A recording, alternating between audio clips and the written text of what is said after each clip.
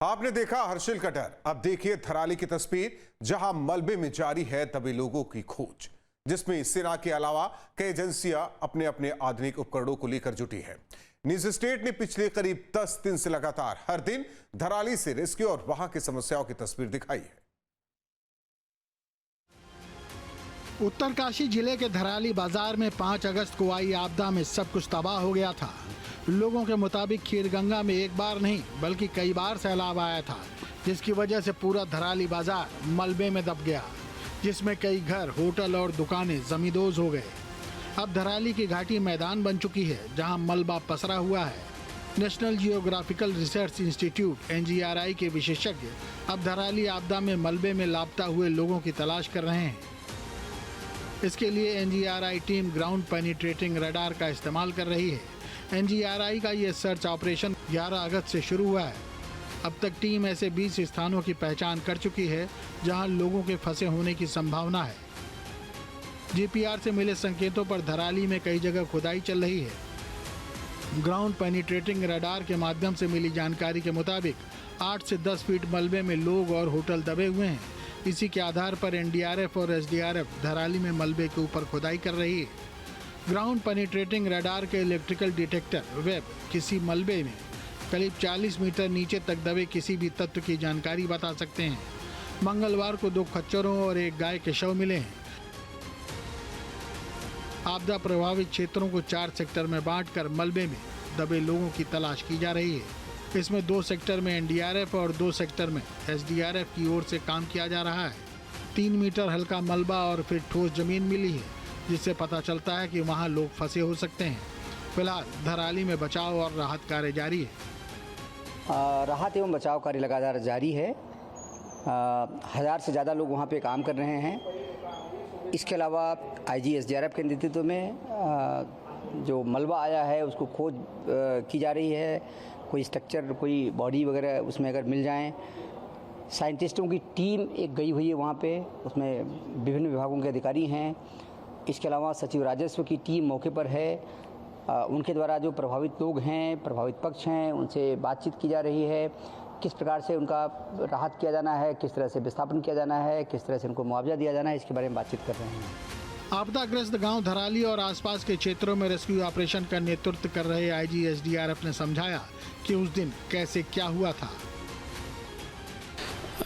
उत्तरकाशी के धराली में 5 अगस्त को आखिर क्या हुआ और धराली की जो टोपोग्राफी है, जो ज्योग्राफिकल कंडीशन है, उसकी क्या स्थिति है और कहाँ से वो बाढ़ आई और कहाँ क्या क्या हुआ।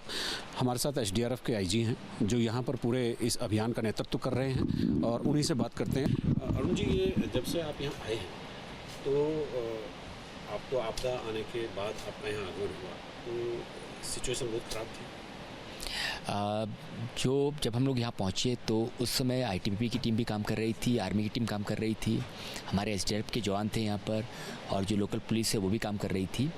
तो जो पहला चैलेंज उस समय था, जो लोकल लोग हैं जिनके घर डैमेज हुए हैं, जिनको किसी सेफ जगह पे हमको लेके जाना था, उनको यहाँ से गंगोत्री हम लोगों ने शिफ्ट किया। का मंदिर कहाँ है जहाँ इस दिन भीड़ लगी थी भक्तों की और वो आपदा से बच भी गए? देखिए, आप वो देख पा रहे हैं, वो जो मंदिर है वहाँ पर, वो गांव में काफ़ी मान्यता है इस मंदिर की, तो वहाँ पर काफ़ी लोग उस दिन थे। ऊपर से बताते हैं कि काफ़ी तेज़ फ्लो के साथ स्टीम आई और मेजर डेवस्टेशन था यहाँ पर। धराली आपदा का असर गंगोत्री धाम पर भी देखने को मिल रहा है, जहां भक्त नदारद हैं क्योंकि खराब मौसम और हादसे की वजह से यात्रा फिलहाल बंद है, लेकिन मंदिर में पूजा अर्चना जारी है। पुजारी बता रहे हैं कि जब धराली में आपदा आई थी तो काफी लोग भागकर गंगोत्री धाम पहुंचे थे। मैं इस समय पवित्र गंगोत्री धाम में हूँ और मेरे साथ पुजारी जी भी हैं। यात्रा रुकी हुई है, धराली की आपदा से सब लोग अवगत हैं। खैर, हम बात करते हैं पुजारी जी से। आप यात्रा के दौरान तो बड़ी चहल पहल होती थी, ये बड़ी घटना होगी। बिल्कुल ये बहुत बड़ी घटना है। यात्रा जब अभी यात्रा थोड़ा सा मतलब कावड़ के बाद थोड़ा सा यात्रा रुकती है तो एकदम अभी मतलब पीक होना था, क्योंकि अभी जन्माष्टमी परसों आने वाली है तो अभी यहाँ भक्तों का तांता होना था। मुख्य पुजारी जी से भी बात करते हैं।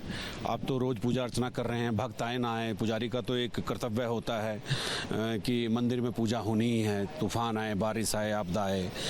तो आपकी पूजा में, आपकी प्रार्थना में अब ये बात भी शामिल हो गई होगी कि चीज़ें सामान्य हो जाए नीचे जहाँ आपदा आई। जय गंगा मैया की।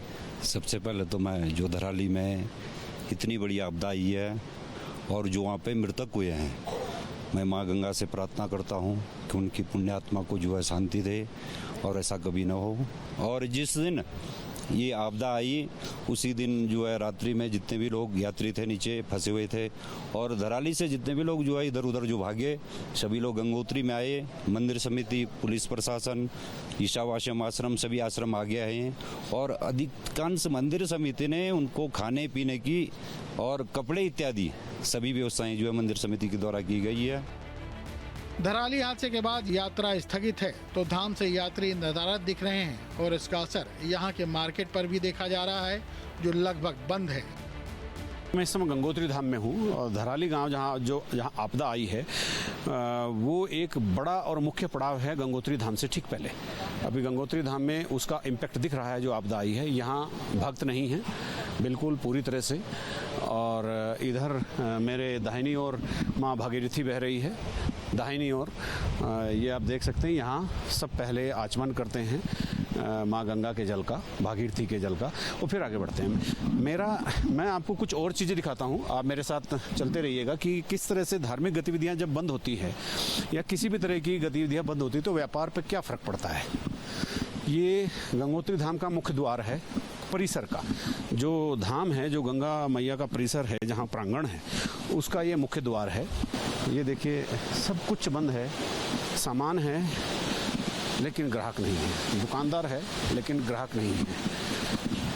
पूरी दुकान खुली है लेकिन धराली में यात्रा बंद हो जाने के बाद किस तरह का प्रभाव यहाँ पर पड़ रहा है। पूरी व्यापारिक गतिविधियाँ बिल्कुल बंद हो गई, धार्मिक गतिविधियाँ बंद हो गई। हालांकि अब रेस्टोर किया जा रहा है, हो सकता है 2 दिन बाद खोल दें। अभी तो पूरी चहल पहल खत्म है, अभी तो सारा बंद हो रखा है जब से धराली में बाढ़ आई ना। जो 5 तारीख को आपदा आई, धराली गांव पूरा बिल्कुल एकदम तबाह हो गया है, बर्बाद हो गया है।